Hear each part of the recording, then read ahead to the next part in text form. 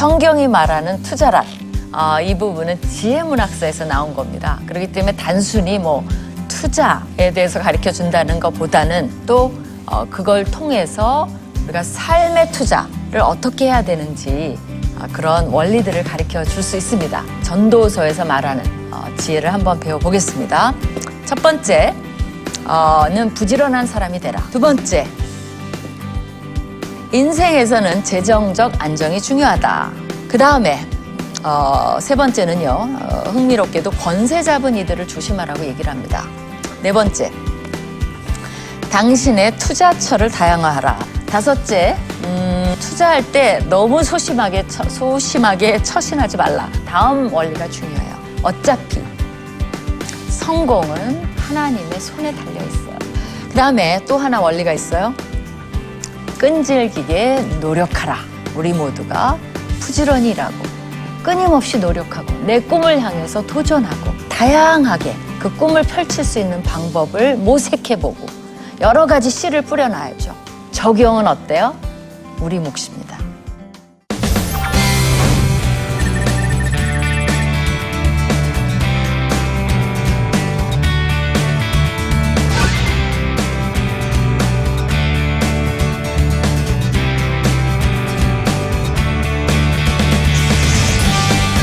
안녕하세요.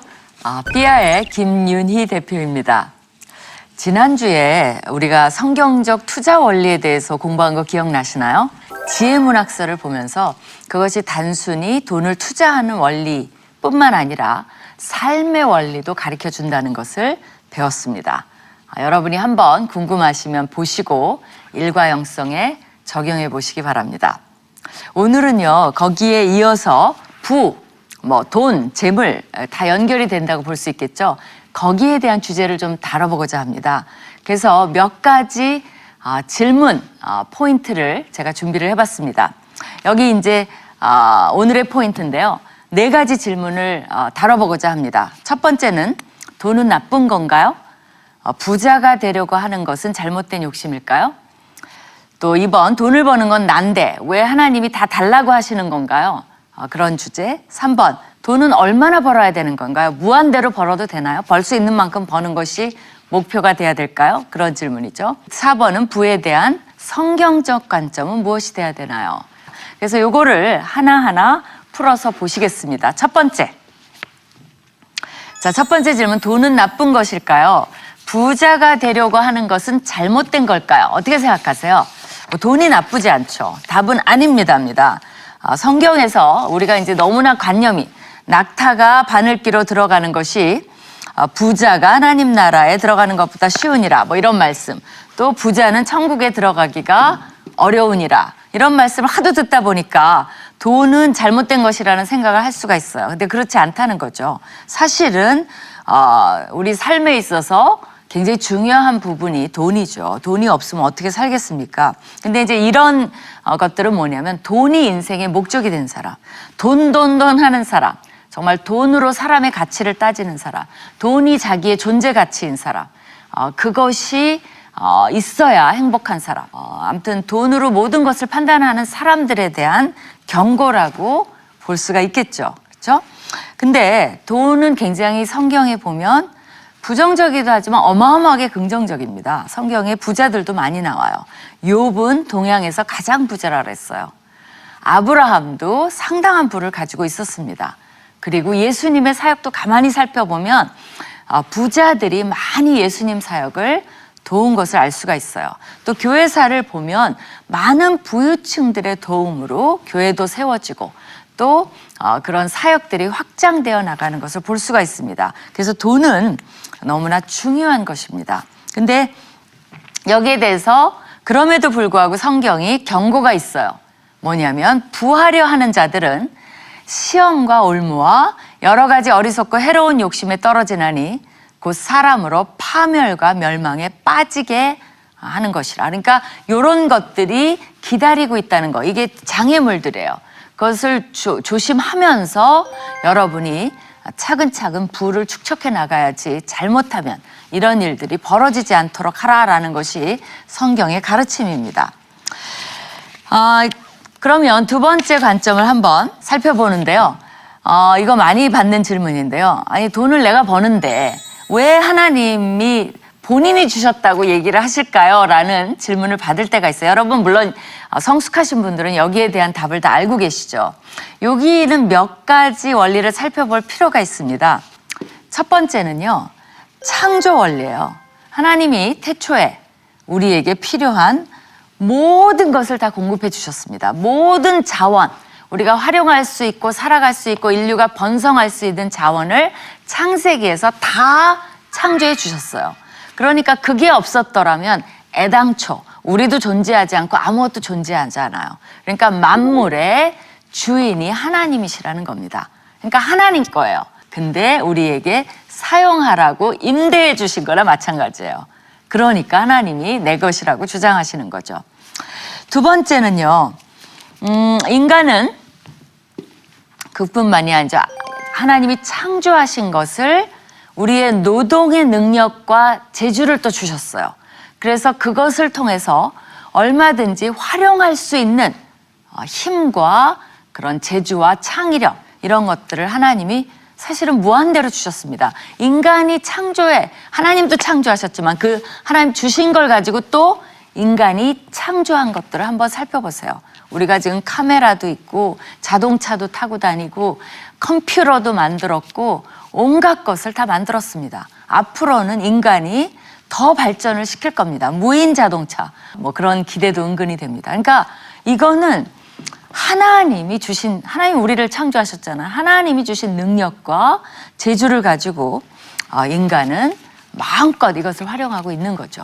그래서 우리가 창조한 모든 것은 다 하나님의 것이라고 말할 수가 있는 겁니다. 이것이 어떻게 보면 하나님의 형상으로 지음을 받았다는 것에 하나의 증거가 될 수가 있어요. 하나님의 창의력을 우리에게도 주셨구나 라는 반증이 될 수가 있습니다. 세 번째는요, 돈을 벌 능력을 주셨다는 거예요. 이게 무슨 말이냐면요, 신명기 8장 18절에 하나님께서 우리에게 재물 얻을 능력을 주셨다고 말씀하고 있어요. 그러니까 지혜가 있고 이렇게 돈의 흐름을 볼 수 있고 어떻게 하면 비즈니스를 잘할 수 있고 이런 모든 능력을 하나님이 주셨다는 겁니다. 조물주가 그렇게 우리에게 많은 것들을 부여해 주셨음을 찬양하라는 것을 하나님이 말씀하고 계시는 겁니다. 그 다음에 네 번째는요, 돈을 벌 환경을 주셨다는 거예요. 이건 무슨 말이냐면요, 우리가 인식해야 되는 것이 지금 세계적으로 14억 명에 달하는 인구가 극심한 가난에 시달리고 있습니다. 그리고 풀칠할 정도만 먹고 사는 인구도 11억 명에 달합니다. 이렇게 세계의 40%에 가까운 인구들이 경제적 빈곤으로 인해서 힘들어하고 있어요. 물론 여기에는 여러 가지 이슈가 있습니다. 개인 문제가 있을 수 있어요. 게으르거나 형편없는 자제력, 그죠? 충동적인 행동, 낭비, 뭐 이런 것들을 통해서 개인적으로 가난한 사람도 있어요. 또 반면에 근면하거나 열심히 일하거나 이런 사람들은 돈을 벌겠죠. 그러나 많은 경우에 보면 개인의 관계 없이 무조건 가난한 사람들이 있습니다. 가난한 나라에서 태어나도 가난해요. 그리고 형편없는 정부, 또 전쟁, 부정부패, 권력에 의한 착취, 교육과 훈련의 부족, 또 가정 및 사회적 병폐, 어떨 때는 자연재해, 질병, 막 홍수가 났어요. 뭐 그다음에 그 질병이 막 퍼졌어요. 장애, 천재지변, 이런 많은 인간이 컨트롤할 수 없는 그런 요인들에 의해서 환경이 만들어지지 않아서 돈을 못 버는 경우도 있습니다. 그러니까 이런 환경에 산다는 것도 굉장히 감사하다는 겁니다. 잠언의 3분의 1이 부와 가난을 얘기하지만 그 중에서 3분의 1은 개인이 자초한 거라고 얘기를 해요. 뭐 게으름 이런 것들.